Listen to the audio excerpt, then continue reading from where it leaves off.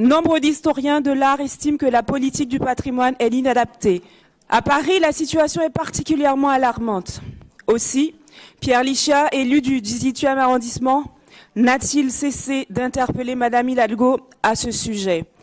En effet, l'état des églises est préoccupant, affirme-t-il.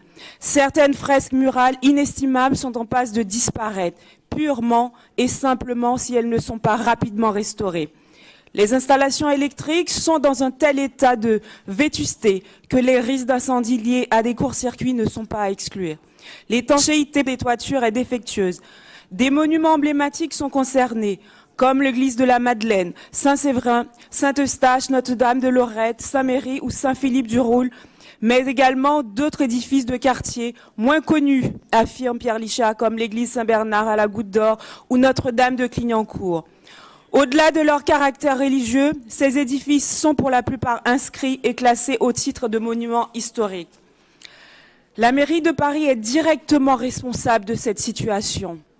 En effet, tous les édifices cultuels construits avant la loi de 1905 de séparation de l'Église et l'État appartiennent aux communes, vous le savez, à l'exception des cathédrales qui sont la propriété de l'État.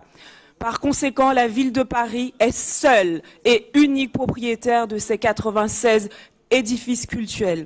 Et à ce titre, elle est la seule responsable de leur préservation. Or, la maire ne consacre que 13,3 millions d'euros chaque année à la préservation de son patrimoine culturel. Selon les estimations de l'Observatoire du patrimoine religieux, c'est un demi-milliard d'euros qui est nécessaire pour sauver le patrimoine de Paris.